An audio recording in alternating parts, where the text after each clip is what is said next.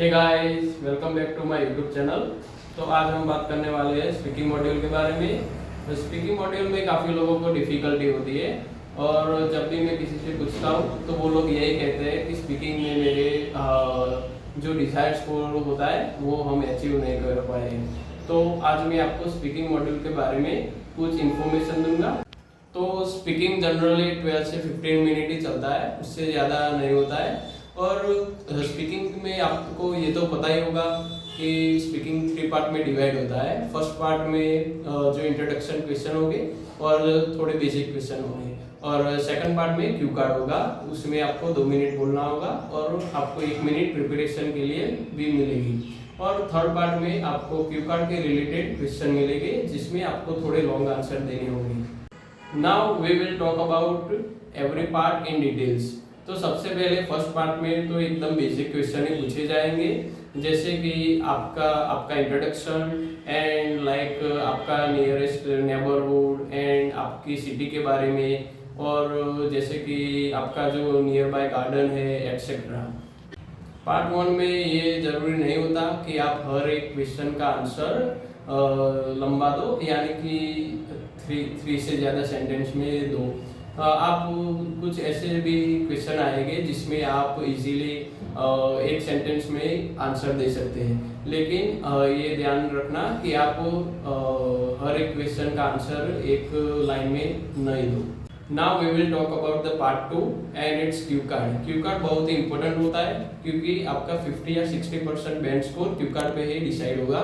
और Q card में basically आपको कंटिन्यूसली 2 मिनट बोलना होगा, लेकिन आपको उसके लिए 1 मिनट मिलेगा जिसमें आप प्रिपरेशन करोगे और आपको पेन और पेपर भी देंगे। तो फ्रेंड्स, जब मैं प्रैक्टिस करता था तब मेरे से क्यू कार्ड ज़्यादा नहीं होता था, मतलब मैक्सिमम में 1 मिनट से ज़्यादा नहीं बोल पाता था। लेकिन फिर मैंने क्यू कार्ड पे फोकस किया और विद इन 10 डेज मैं इजीली 2 मिनट से ज़्यादा बोलने लगा। तो मैं यही कहना चाहता हूँ कि अगर आपको स्टार्टिंग में क्यू कार्ड में थोड़ी दिक्कत आ रही हो, मतलब प्रॉब्लम आ रही हो, तो आप डिमोटिवेट मत हो जाना, क्योंकि शुरुआत में सभी को यही प्रॉब्लम होती है। आप प्रैक्टिस करोगे तो आप इजीली इसे ओवरकम कर पाओगे। तो स्टार्टिंग में आप टाइम पे ज़्यादा ध्यान मत देना, आपसे जितना भी बोला जाए उतना बोलने का ट्राई करना, आप जब प्रैक्टिस कर रहे हो तो। और फिर जैसे जैसे आप प्रैक्टिस करोगे आपको आपका टाइम बढ़ता ही जाएगा और आपको पता भी नहीं चलेगा। तो अब हम बात करते हैं कि क्यू कार्ड कैसे बनाएं।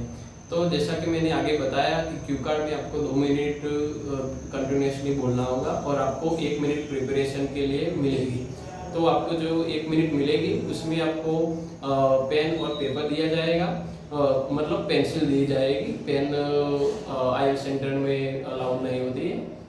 तो आपको जो ये 1 मिनट मिलेगी उसमें आपको जो टॉपिक दिया जाएगा उसमें आपके जो भी आइडिया हो उसको आप राइट डाउन कर देना, यानी कि मेन पॉइंट से सिर्फ राइट डाउन करना।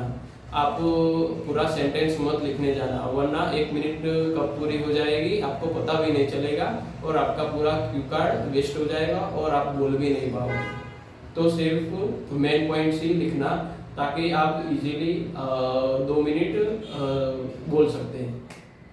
तो जब आप ये मेन पॉइंट्स लिख रहे हो तब आप स्पेलिंग मिस्टेक की कोई भी टेंशन मत करना, क्योंकि ये सिर्फ एक टाइप का रफ वर्क ही दिया जाता है।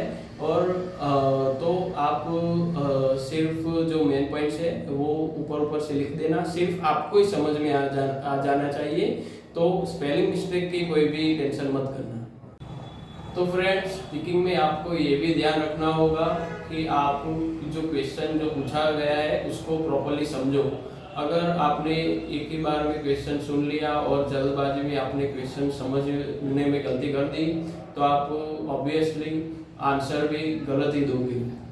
तो अगर आपको क्वेश्चन एक बार में समझ में ना आया हो और आपको सुनाई भी ना दिया हो तो आप एग्जामिनर से फिर से रिपीट करने के लिए पूछ सकते हैं।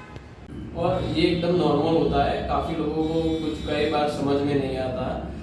फॉर एन एग्जाम्पल, अगर मुझे एक क्वेश्चन समझ में नहीं आया जो एग्जामिनर ने मुझे पूछा है, तो मैं एग्जामिनर से ये कह सकता हूँ कि सर या मैम जो भी एग्जामिनर हो कि can you please repeat the question. और जब आप एग्जामिनर से क्वेश्चन रिपीट करने के लिए पूछो तो एकदम पोलाइटली पूछना। उनको ये नहीं लगना चाहिए कि आप उनसे ऑर्डर कर रहे हो, क्योंकि इससे काफ़ी फर्क पड़ता है। Now we will talk about the part 3। Part 3 में क्यू कार्ड के रिलेटेड क्वेश्चन पूछे जाएंगे और इस क्वेश्चन के आपको आंसर देने होंगे, लेकिन ये आंसर आपको शॉर्ट में मत देना और हो सके उतने लंबे आंसर देना।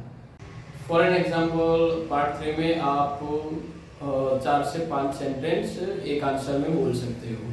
तो फ्रेंड्स, ये तो बात हो गई स्पीकिंग के तीनों पार्ट्स की। Now I will share some extra tips. Speaking में सबसे पहले तो कॉन्फिडेंस बहुत ही ज़रूरी होता है। कॉन्फिडेंस के बिना आप हाई स्कोर नहीं कर पाओगे। तो आपका जितना कॉन्फिडेंस हाई होगा उतना ही आपकी जो फ्लुएंसी है वो स्मूथ होगी। एंड स्पीकिंग में ज़्यादा कुछ नहीं होता, आपको सिर्फ नॉर्मली बात ही करनी है। लेकिन एंड गाइस, मेरे कुछ फ्रेंड थे जो नॉर्मली तो बोल लेते थे, लेकिन जब एग्जामिनर के सामने बैठते थे तो वो थोड़ा घबरा जाते थे। तो एग्जामिनर से कभी भी मत घबराओ और एकदम नॉर्मली बात करो और एकदम कॉन्फिडेंस से बात करना। एंड फ्रेंड्स, कॉन्फिडेंस सिर्फ और सिर्फ रेगुलर प्रैक्टिस से ही आता है। मैं जब प्रैक्टिस करता था तब मैं रेगुलर 2 आवर स्पीकिंग की प्रैक्टिस करता था। और अगर आप रेगुलर प्रैक्टिस नहीं कर रहे और आपको कॉन्फिडेंस चाहिए तो ऐसा कभी नहीं होगा। और मैं जो 2 घंटे स्पीकिंग प्रैक्टिस करता था तब मैं most of time Q card और उसके जो रिलेटेड क्वेश्चन होते हैं उसको बोलने में मेरा मोस्ट ऑफ टाइम स्पेंड करता था, ताकि मैं इजीली स्पीकिंग में कवर कर सकूं। एंड फ्रेंड्स, हमेशा ये याद रखना कि काफ़ी यूट्यूबर कहते हैं कि 7 या 8 बैंड इन 10 डेज, 7 डेज एटसेट्रा। तो ये सब रियल नहीं होता, वो सिर्फ और सिर्फ यू के लिए करते हैं, क्योंकि IELTS में हमेशा प्रैक्टिस की ज़रूरत बहुत ही होती है। हाँ, ये बात अलग है कि आपकी इंग्लिश पहले से ही बहुत ही अच्छी हो। Now we will talk about the vocab. Vocab बहुत ही इंपॉर्टेंट रोल प्ले करती है स्पीकिंग मॉड्यूल में। आपकी जितनी भी वोकैब अच्छी होगी, आपका बैंड स्कोर भी उतना ही हाई जाएगा। अगर आप हर एक टॉपिक की वोकैब तैयार कर लोगे तो आप इजीली 7+ बैंड स्कोर कर पाओगे। एंड फ्रेंड्स, अगर आपसे वोकैब ज़्यादा नहीं हो रही हो और अगर आपका ग्रामर और फ्लुएंसी अच्छी हो तो आप इजीली 6 बैंड तो अचीव कर ही पाओगे। एंड फ्रेंड्स, ग्रामर से मुझे याद आया कि स्पीकिंग में ग्रामर बहुत ही इंपॉर्टेंट होता है। तो स्पीकिंग में बिल्कुल भी ग्रामेटिकल मिस्टेक मत करना और ये आपके बैंड स्कोर को डेफिनेटली अफेक्ट करेगी। तो आप जितनी ग्रामेटिकल मिस्टेक कम करोगे, आपका बैंड स्कोर डेफिनेटली हाई जाएगा। तो फ्रेंड्स, स्पीकिंग में आज के लिए इतना ही था। स्पीकिंग में मेन यही है कि रेगुलर प्रैक्टिस एंड कॉन्फिडेंस। आप अगर रेगुलर प्रैक्टिस नहीं कर रहे हो तो आप हाई बैंड स्कोर अचीव नहीं कर पाओगे, और तो रेगुलर प्रैक्टिस ही इम्पोर्टेंट है। तो फ्रेंड्स, बस इतना ही था। एंड मैंने हर एक मॉड्यूल पे एक सेपरेट वीडियो बना के रखी है, तो आप वो भी चेकआउट कर सकते हैं। एंड आपको कोई भी डाउट और क्वेरी हो तो आप कमेंट करना, तो मैं उसके ऊपर भी एक सेपरेट वीडियो बना के रखूँगा।